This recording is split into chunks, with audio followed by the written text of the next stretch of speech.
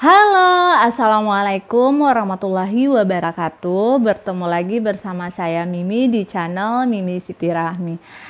Nah teman-teman, sebelumnya saya ucapin terima kasih buat teman-teman yang udah setia nonton video-video di channel ini, yang udah nungguin juga video-video terbaru, apalagi yang udah nonton secara berurutan.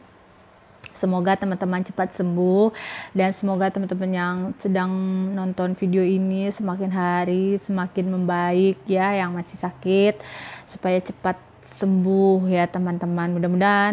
Mudah-mudahan video ini bisa membantu proses penyembuhan teman-teman untuk kembali hidup normal, bebas dari asam lambung, GERD dan ACT. Nah, supaya saya lebih semangat lagi bikin video-videonya, gak bosan-bosan, saya minta dukungannya kepada teman-teman untuk like, share, and subscribe channel ini. Karena subscribe itu gratis ya, tinggal dipencet aja ya teman-teman. Dan satu lagi, ini yang paling penting, kalau teman-teman tanpa disengaja atau baru nonton salah satu dari video saya yang nggak disengaja itu menemukan video saya di beranda kemudian nonton gitu ya, jadi supaya teman-teman tidak gagal paham, supaya informasinya itu lengkap, alangkah baiknya teman-teman itu buka channel saya kalau memang betul-betul cocok rasanya dengan pembahasan saya sama persis keadaannya seperti yang teman-teman rasakan. Itu bisa teman-teman tonton video-video saya secara berurutan supaya tidak gagal paham dan supaya pertanyaan-pertanyaan yang muncul itu terjawab, karena sebagian pertanyaan teman-teman itu sebenarnya sudah saya jawab di satu video lengkap. Nah, harusnya teman-teman tonton secara berurutan karena kemarin di video sebelumnya juga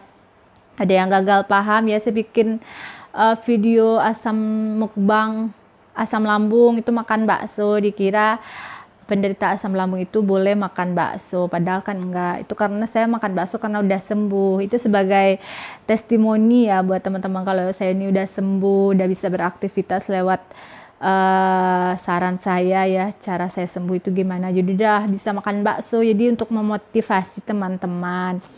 Jadi ada juga yang beberapa yang komen juga, saya disuruh bikin video mukbang makan pantangan, katanya supaya termotivasi, supaya makannya lebih lahap kalau lihat saya makan gitu, makanya saya bikin gitu. Jadi bukan berarti boleh untuk yang lagi sakit asam lambung ya, itu dimakan karena sudah sembuh ya. Itu gunanya teman-teman itu harus nonton videonya lengkap-lengkap. Kayak ibarat teman-teman pernah dengar kan istilah Indonesia itu darurat membaca, banyak yang malas membaca. Begitupun dengan ternyata tidak membaca aja yang malas ya teman-teman, nonton video yang bermanfaat untuk diri sendiri aja malas ya. Saya pun dulu juga ada malasnya gitu, lebih tertarik ke artikel atau video-video yang berisi negatif gitu kan, misalnya yang menakut-nakuti asam lambung bisa menyebabkan kematian, itu semangat nontonnya. Sedangkan yang mengarahkan kita untuk sembuh itu malas nontonnya ya. Memang orang asam lambung, GERD dan ACT rata-rata seperti itu. Kemudian pengen sembuh cepat tanpa usaha, pengennya sembuh dengan obat ya. Padahal dokter sendiri udah bilang ya, kalau kita penyakit asam lambung itu tidak sekedar minum obat untuk sembuh. Jadi memang harus memperbaiki 3P itu ya teman-teman. Walaupun sehebat apapun obat kita, semahal apapun, kalau 3P-nya tidak diterapkan itu akan sia-sia. Jadi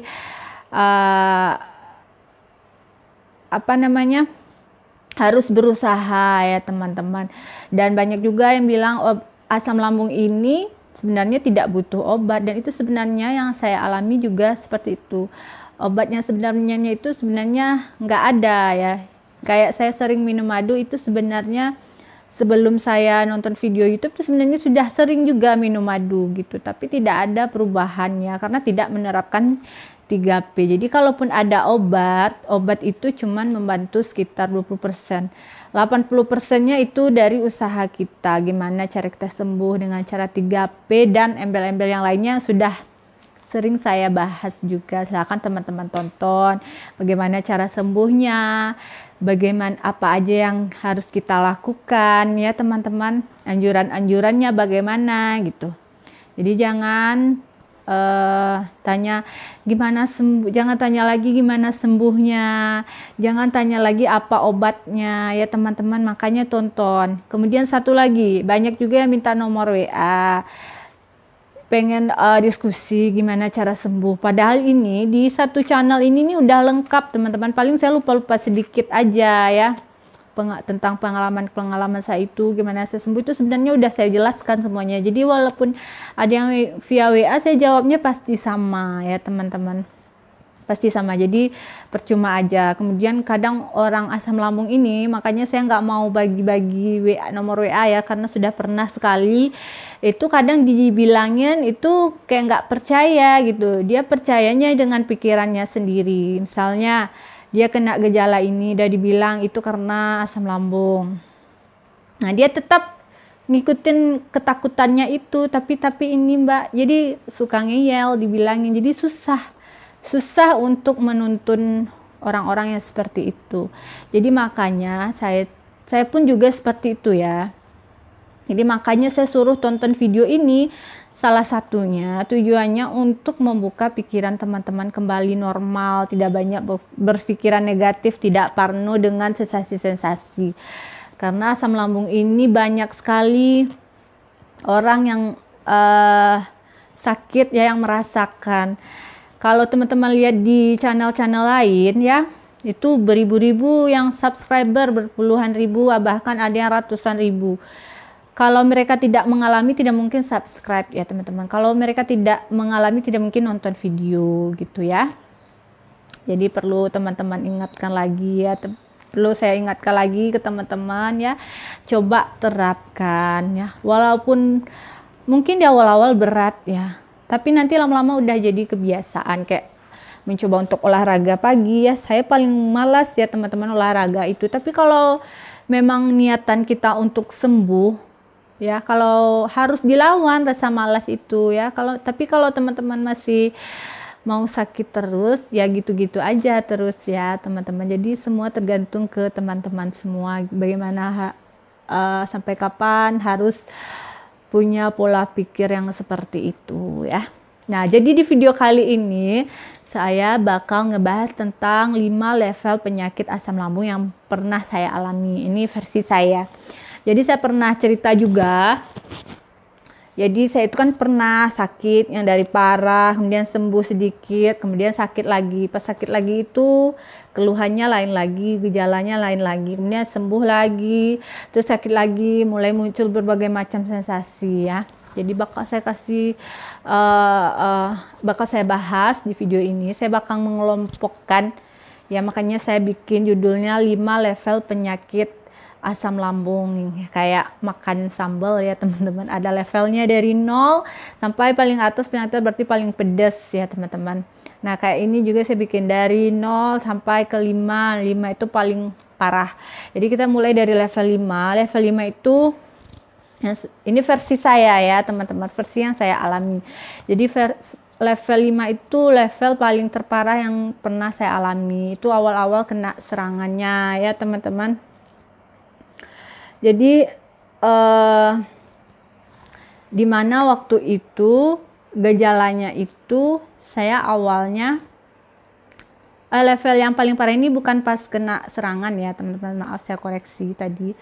Jadi gejalanya itu awalnya kena ulu hati saya sakit, terasa berat, kemudian mulai merasakan pusing. Jadi waktu itu saya waktu itu kan sempat sakit, awal sakit kan kena serangan vertigo, kemudian badan mulai goyang, terasa dingin. Cuman waktu kena awal serangan sakit itu saya masih bisa jalan, masih kuat walaupun memang badan goyang, masih bisa ke rumah sakit. Nah, pas level yang parah ini ya, ini pas sebelum kena level parah ini kan saya sudah pernah sakit tuh, terus sembuh sebentar, kemudian langsung parah gitu. Jadi yang saya rasakan itu ulu hati terasa berat ya, sering pusing.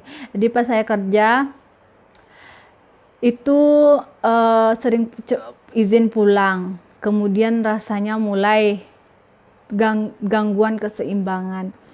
Kalau jalan itu serasa bergoyang gitu ya teman-teman, rasa di atas kapal gitu. Jadi kalau duduk itu rasanya mau rebah. Nah, itu awal-awal sensasi sampai saya berhenti bekerja karena jadi sensasinya saya itu nggak bisa berdiri, kalau kaki diinjakin ke lantai langsung vertigo. Jadi buang air nggak bisa, buang air besar harus dipegangin, ke toilet harus dipapa, kepala nggak bisa bergerak, kalau tidur memang harus di satu posisi gitu ya teman-teman. Nggak bisa duduk ya, itu selama seminggu bisanya terbaring. Nah, itu paling parah yang pernah saya rasakan. Memang waktu itu sensasinya belum bermunculan ya teman-teman. Nah, itu level 5 paling parah. Kemudian level 4 jadi level 4 itu 25%-nya sudah sembuh, 75% sakit. Jadi kalau 25%-nya sehat itu bukan berarti yang memang kondisinya lebih banyak sakitnya, sehatnya itu cuman saya sudah bisa duduk walaupun memang nggak seimbang, harus dikasih bantal duduknya, takut rebah ya, duduknya harus nyender gitu ya. Kemudian udah bisa ke WC walaupun pakai tongkat.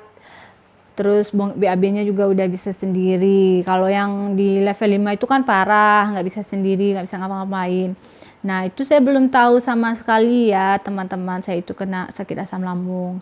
Gimana keadaan perut gitu, perut nggak terasa apa-apa, nggak terasa sakit ya, nggak terasa mual ya. Jadi karena nggak merasakan sakit di perut, makanya saya nggak pernah berpikir kalau saya ini kena asam lambung. Jadi 75%-nya sakit, mulai banyak sensasi ya teman-teman. Kalau di level 5 kan belum muncul sensasinya, cuman sakit di ulu hati sama pusing gitu ya, tapi vertigonya parah ya di level 5. Nah, di level 4 ini udah muncul berbagai macam sensasi, mulai telinga berdenging ya teman-teman, mulai dada berat, mulai mata buram, mulai gigi keropos ya. Gigi saya ini besi dua-duanya, ini udah keropos, udah kalau bahasa Minangnya itu udah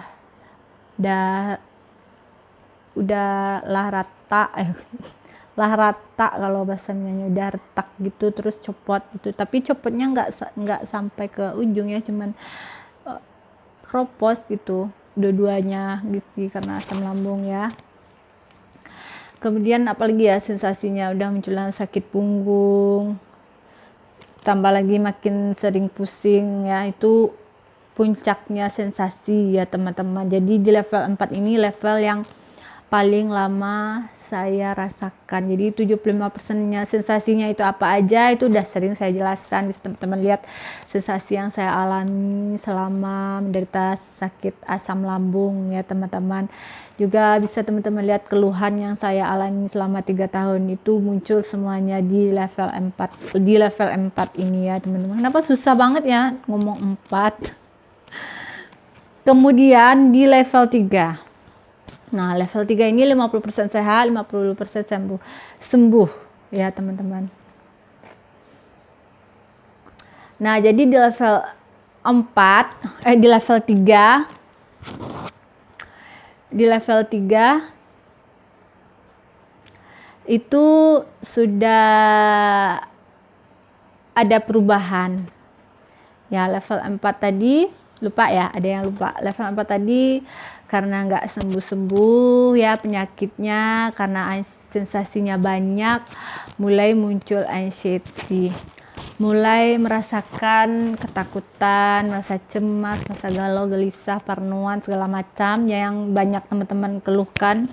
Sensasi anxiety itu mulai dirasakan, itu yang paling lama ya. Kemudian level 3, 50% sembuh, 50% sehat. Itu 50%-nya itu kenapa bisa sembuh, karena anxiety-nya itu udah mulai hilang.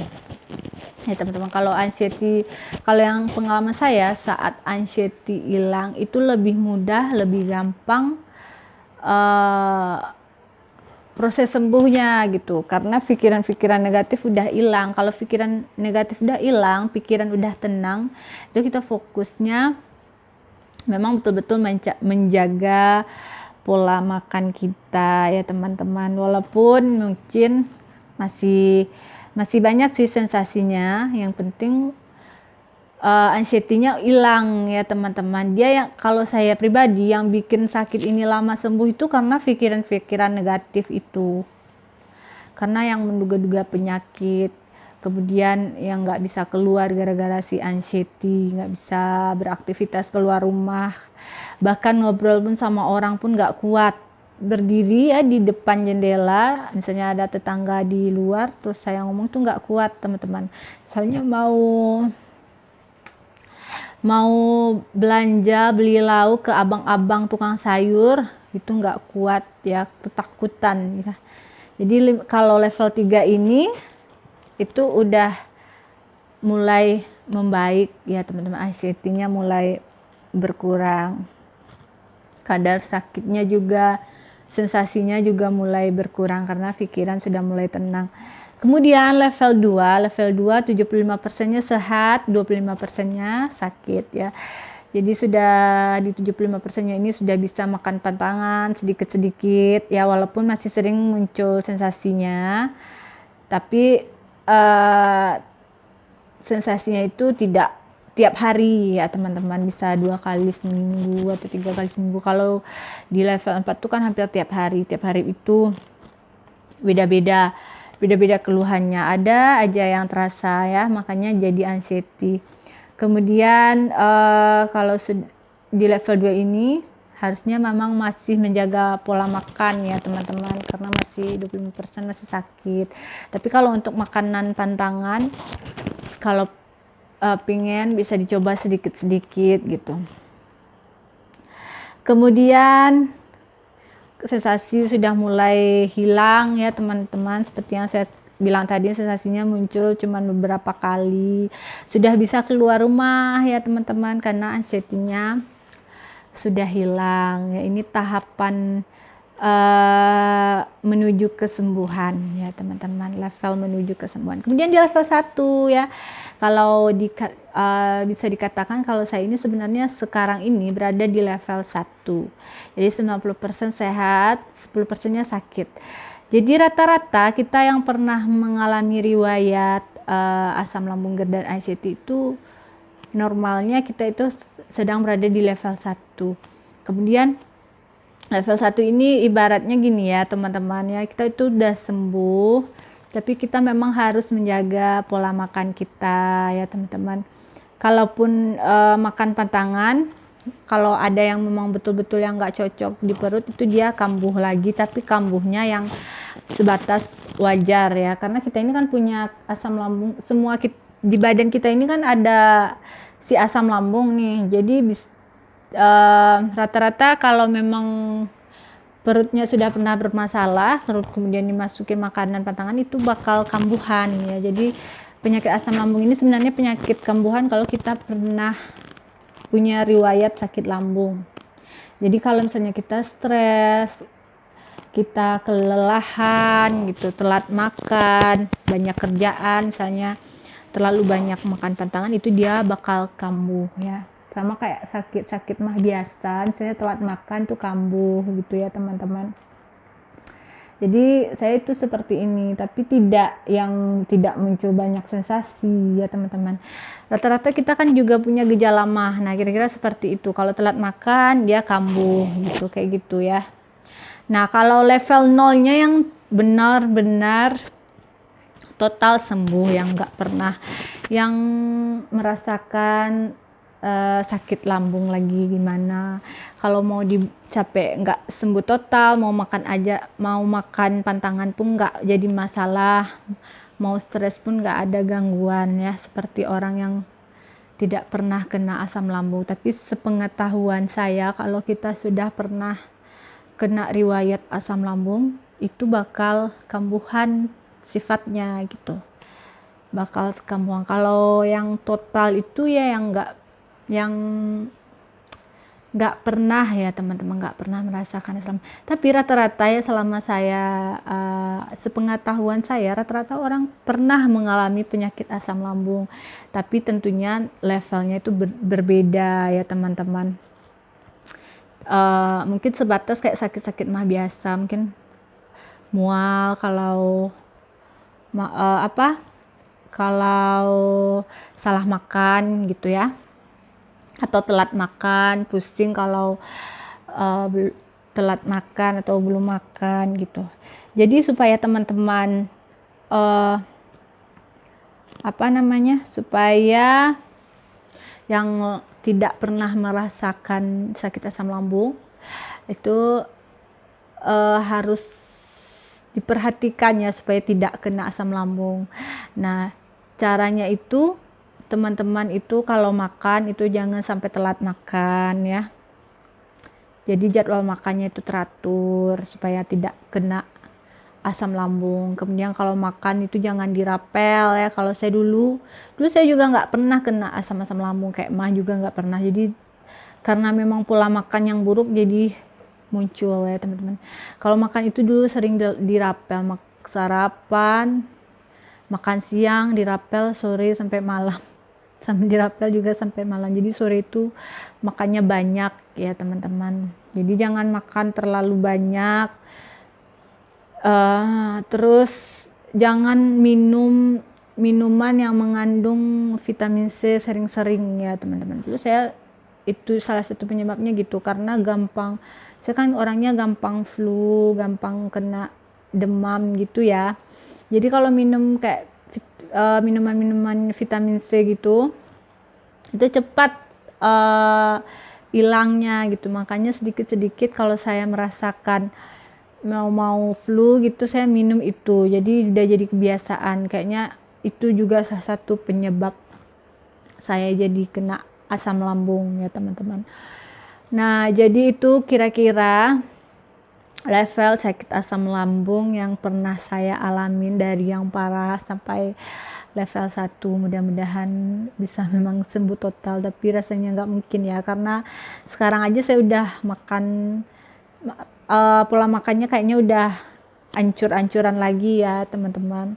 Tapi kapan lagi mau menikmati hidup ya teman-teman ya, karena kata orang kalau nggak bisa menikmati makanan itu satu nikmat dari Tuhan itu udah berkurang ya teman-teman. Jadi selagi tidak parah sensasinya, udah saya makan aja ya teman-teman.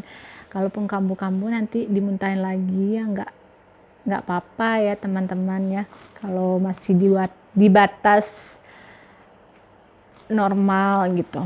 Karena setiap orang kan memang ada riwayat, ada bawaan asam lambungnya, bawaan sakit mahnya ya teman-teman.